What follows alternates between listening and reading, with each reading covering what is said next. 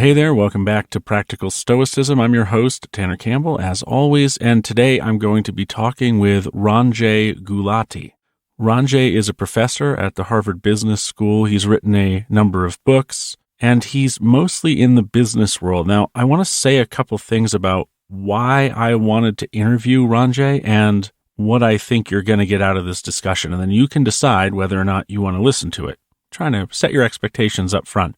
Ranjay is in this interesting transition in his professional career, and that professional career is he has been helping businesses find a way to inspire purpose in their employees for a long time, many years. And he's at this transitional point where he wants to help now the employees find that purpose for the sake of the employee. So he's gone from working for the business to working for the employee, for the individual. The reason I wanted to interview him was both because I thought that this transitionary period of his life was interesting when placed next to the ideas of Stoicism, but also because I had a suspicion that our conversation would carry us into human purpose. And it did exactly that. You've heard me use the honeybee analogy before, that human beings, because we have choice, we are not like a honeybee. We don't wake up in the morning and just do the thing we're supposed to do. We have to decide, first of all, to do anything, and we're not pre-programmed with anything we're supposed to do. And so finding purpose and feeling fulfilled like a honeybee might, if it had the sentience necessary to feel fulfilled, is a real challenge. And in the second half of our conversation, we really dive into exactly this.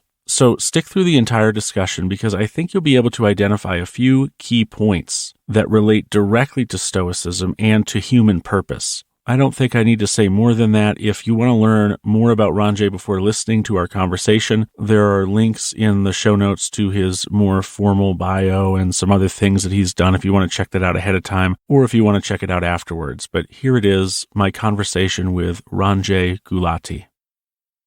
Ranjay Gulati, how are you, sir? I am great, Tanner. Nice to be here with you today. It's nice to have you here with me. I am actually excited about this conversation because while you come from a very businessy background, and we'll talk a little bit about that, you have recently, I guess, crossed the threshold of being just exclusively business focused to being, hey, maybe there's some application to this thing I've been spending my life doing beyond the business world and more in the people end of things. And I think that that's a really interesting place for us to be having this conversation. So I want to start with kind of who you are, what your background is, but now your business background. We'll talk about that. Can we talk a little bit about your childhood and where you come from? I grew up in India as a child. I came here as a student. I came to America as an exchange student. And from there, I worked my way into doing a PhD. In between, I worked briefly at Microsoft. After my PhD, I've been a professor. I taught at Northwestern, and I then moved to Harvard, and I did my PhD here at Harvard too. So I'm back in Boston. I'm a parent. I have 2 kids, and I love what I do. Well, let's stay in the past, a little bit further in the past. I want to know what your childhood was like growing up in India, because you've become, I would say, an exemplary example of someone who believes in hard work, but that hard work doesn't somehow obscure a strong heart, a good personality. You're a very kind person from everything I've read about you. And I'm wondering where that came from. What was your childhood like? All of us are shaped a lot by our parents, and I was fortunate to have 2 incredible parents. And each of them taught me different things. And I think I imbibed different things from each of them. My father, for instance, was a career army officer, but, he had a very kind heart. And he always had the saying, I'm translating it loosely into English. It was, do a good deed and put it in the water, in the river. Do a good deed and put it in the river. And the argument was that when you want to do something good, you don't do it with any expectation of anything back, right? You're here, your currency is how much goodness you can bring into this world. How much goodness can you bring into this world? That was kind of his motto, was that, yes, you can try to accomplish, yes, you can be successful, but how much goodness can you bring into this world? In a very different way, my mother taught me something similar. My mother was a very successful businesswoman, and she was an anthropologist by training. She did a master's degree in anthropology, and for her thesis, she studied tribal women in India. And she was really troubled by how impoverished they were, but how even in that living with nothing, they created beauty in their lives. They would painstakingly hand print fabrics so they could wear them. It would take a long time to make the vegetable dyes, take the fabric, get the wooden blocks, and they would stamp the block to make their own clothes. And that from there came a business idea that she was going to start a business and take these fabrics and put them onto Western clothes, dresses, skirts, blouses. And she thought she's going to bring work and livelihood for these women and a business. And she wanted to show the Western world that we are not primitive people. We also, even though India is a poor country, you might call it a third world country, there's a lot of sophisticated aesthetics in there, beauty in there. But in that process, she helped me see that business is personal. Work is personal. She used to work crazy hours. And I was like, why do you do that? She said, I don't feel like I'm working. And I came to realize that, and she felt it was not that she was, and the other thing I learned was she never worked for money, even though she was very successful. She always worked with a kind of an impact in mind. How am I going to bring delight to my customers when they see this? They're going to love this dress. Oh my God. And oh, by the way, I'm going to tell those women in the villages, I'm going to give them a loan. They got to buy 10 more tables and expand their capacity. Of course, there's a financial spillover out of that, but she was never driven by how many more dresses am I going to sell this year? It was about how much more beauty am I going to bring into the world for my customers, for my larger agenda. So I suddenly came to realize that work as we know it doesn't have to be work as we know it. Did you ever get the opportunity to interact with any of those tribal women who became the employees of your mother? What did they think of that work? I did. I had summer job. My summer job for several summers was to just park myself there and help them get their production done. Some of them were really not literate, right? So my job was to hey, this is what you need. Even though I was a high school kid, what would I know?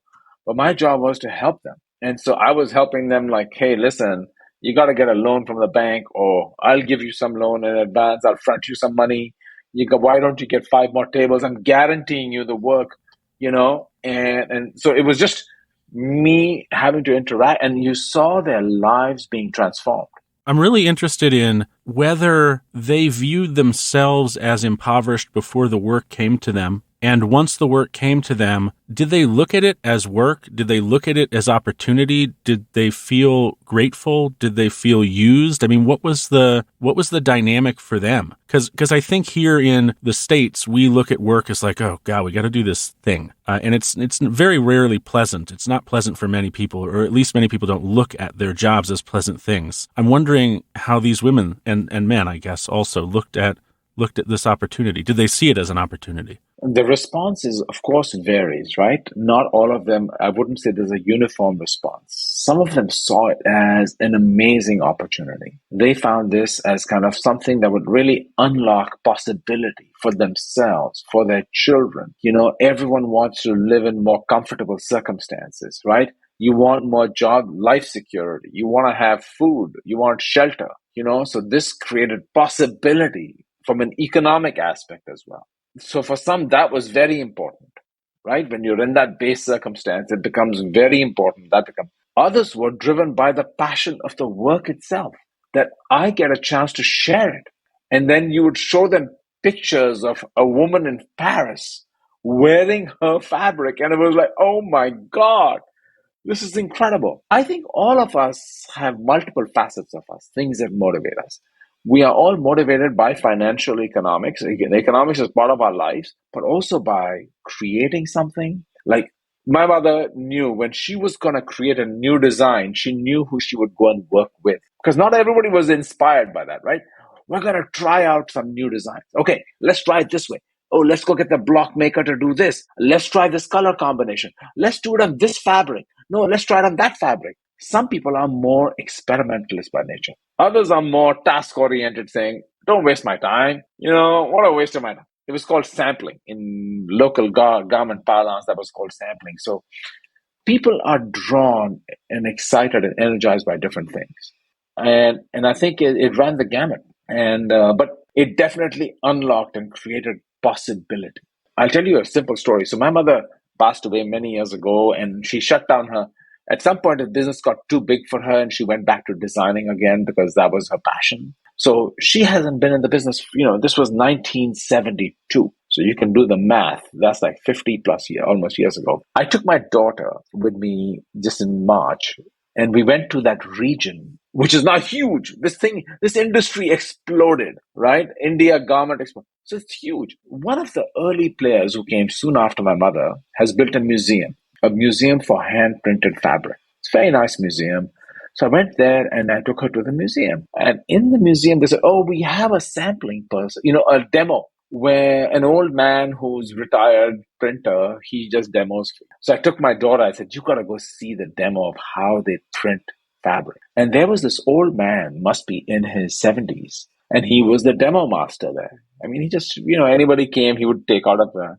So I just was talking to him and I said, how long you been here? And he said, oh, I've been here since I was in my 20s. And I said, well, I don't know if you know my mother. She used to be here in the 1970s and, she ran. He was like, no way.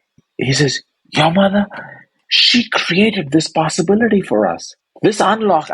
He said, I don't know what happened to her, where she went. It was a great aha moment for my daughter to hear that herself, and to hear that her grandmother had been part of this journey to create possibility and opportunity in an entire little pocket around an idea.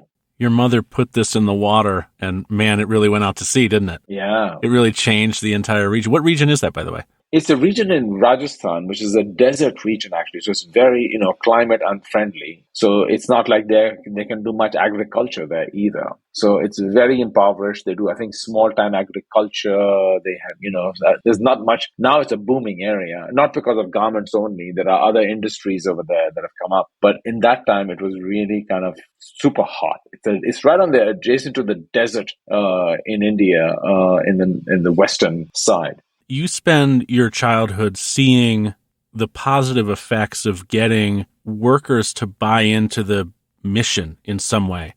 And that's interesting because you then go forward to spend a career trying to find out how to motivate people to, in the larger world, to have that same exact experience, to show up to work and feel good about showing up to work. They're not just showing up for a paycheck. They're showing up because they believe in something. So before we get to that, how do you go from young man, kid, living in India to going to Harvard? What was that? How did that happen? So one thing I want to clarify, I saw this idea of working with commitment and purpose work, but I also saw it not work. When the company got really big and my mother was complaining and saying, it's just not, it feels like work now. It's just not what it was. And that's when she decided to get out of manufacturing and really kind of slow down and focus on designing. So I've seen it work and I've seen it not work. And, I always had, if you told me in high school, Ranjay, you're going to be a professor, I would have said you're crazy. Not a chance. I think most of us feel that way in high school. So, I think it was serendipitous. I was a good student. My mother always encouraged me to study. She herself had a master's in anthropology. My grandparents, both my mother